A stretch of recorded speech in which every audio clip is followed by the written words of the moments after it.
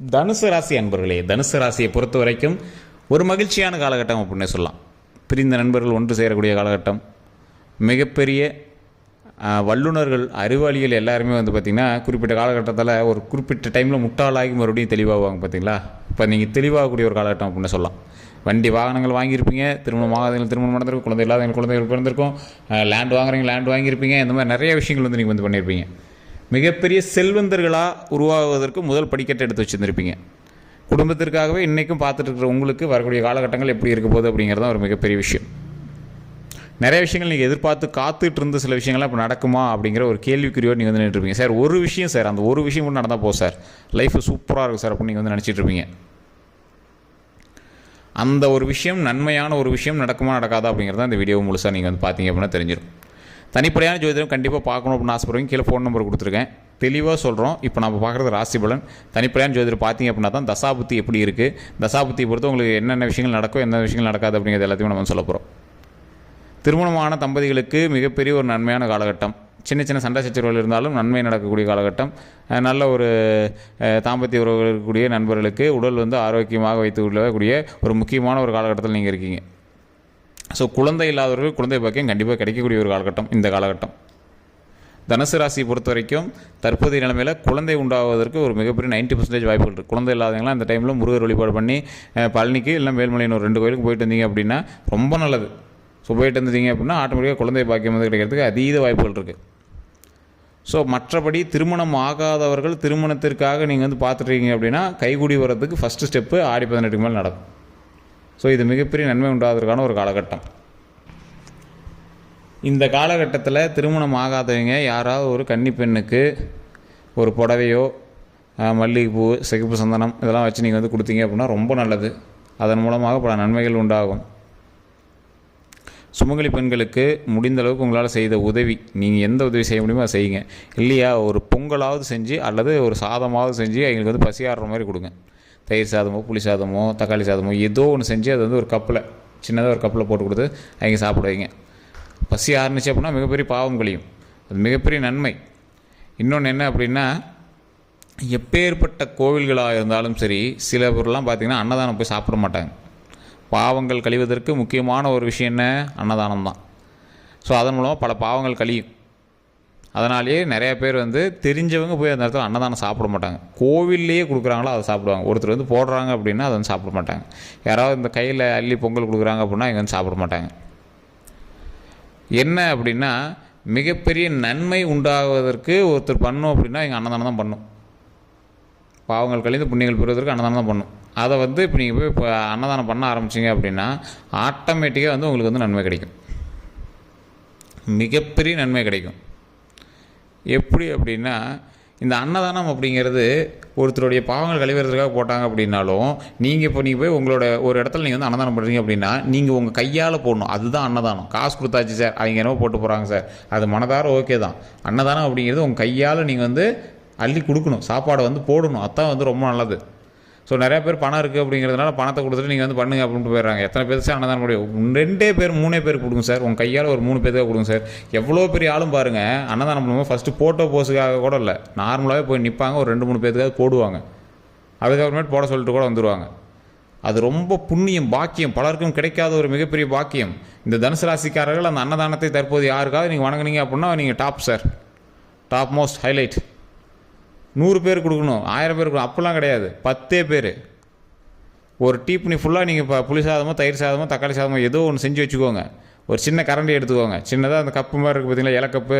அந்த இலக்கப்பு கொடுத்து அதில் ரவுண்டு ஒவ்வொரு கப்பு எடுத்து கொடுங்க. அதை நீங்கள் சாப்பிட்டோம். அதுக்கப்புறம் பாருங்கள் உங்களோட லைஃப்பில் எவ்வளோ நன்மைகள் நடக்க ஆரம்பிக்கணும். மாதம் பண்ணுங்கள், முடிந்தால் வாரம் வெள்ளிக்கிழமையில் பண்ணுங்கள். அன்னதானத்தால் கொடுத்து பெரிய ஆளானவங்க ரொம்ப பேர் இருக்காங்க. பெரிய ஆளாகி இன்னும் அன்னதானத்தை கன்னியூ பண்ணிட்டு இருக்கிறாங்க. நிறைய பேர் உங்களுக்கு தெரிஞ்சிருக்கும். அமாவாசை நாட்களில் பண்ணுங்கள், மாதத்தில் ஒரு டைம் பண்ணால் அமாவாசையில் பண்ணுங்கள். கோயிலுக்கு போகிறவங்களுக்கு பண்ணுங்கள், கோயிலுக்கு போய்ட்டு வரவங்களுக்கு பண்ணுங்கள். இதெல்லாம் ரொம்ப மிகப்பெரிய புண்ணியம்.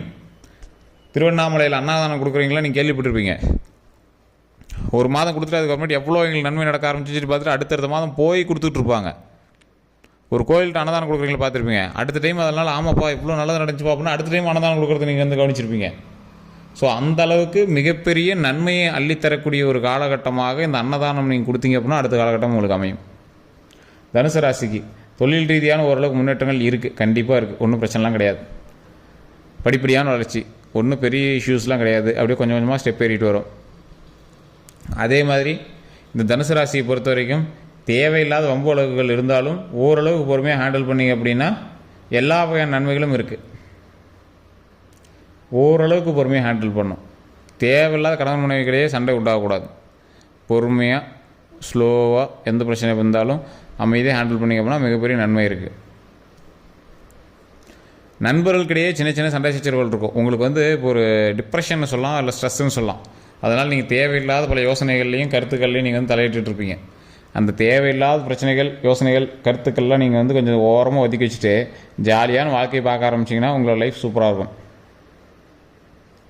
குழந்தை இல்லாதவருக்கு குழந்தை பிறக்கக்கூடிய நேரம், குழந்தை இருக்கிறவங்களுக்கு ஓரளவுக்கு அந்த குழந்தையை நல்லா பார்த்துக்கிட்டு அதுக்குள்ளே டைம் ஸ்பெண்ட் பண்ணக்கூடிய நேரம்.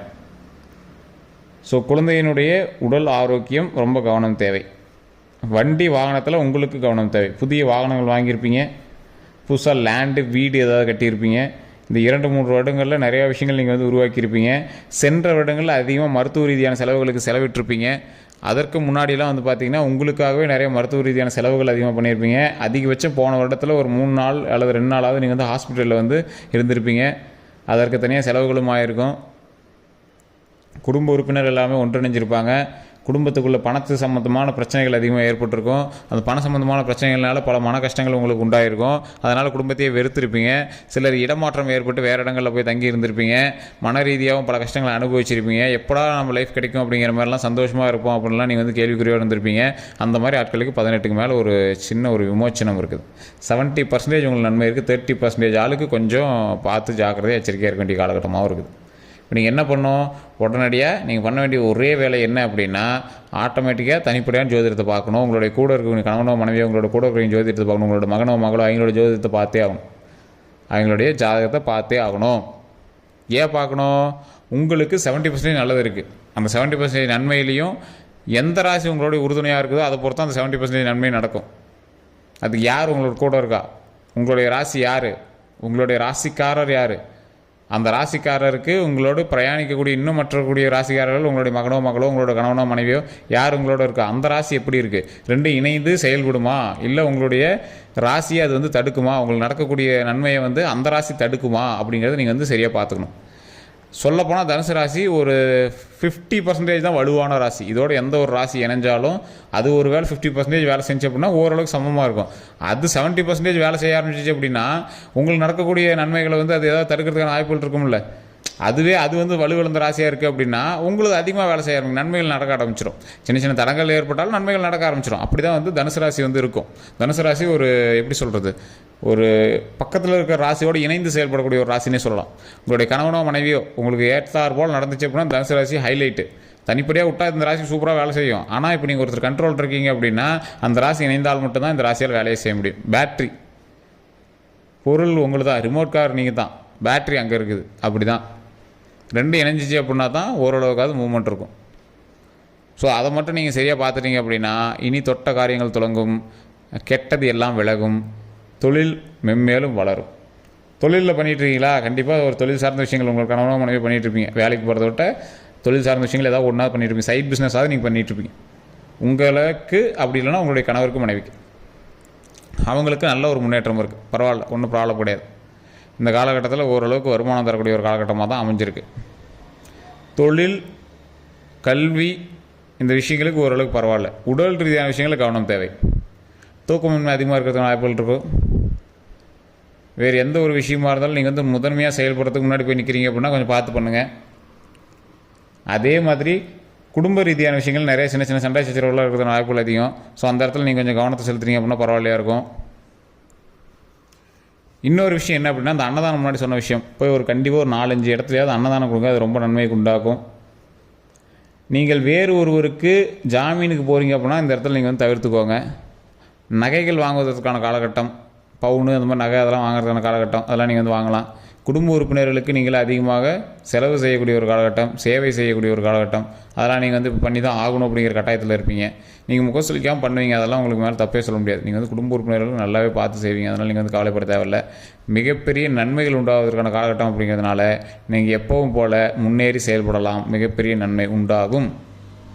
ஸோ இந்த காலகட்டத்தை நீங்கள் நல்லபடியாக பயன்படுத்திக்கணும் அப்படின்னா கண்டிப்பாக தனிப்படையாக ஜாதகம் பார்த்தே ஆகணும். கீழே ஃபோன் நம்பர் கொடுக்கும், ஜஸ்ட் கால் பண்ணி கேட்டு தெரிஞ்சுக்கோங்க.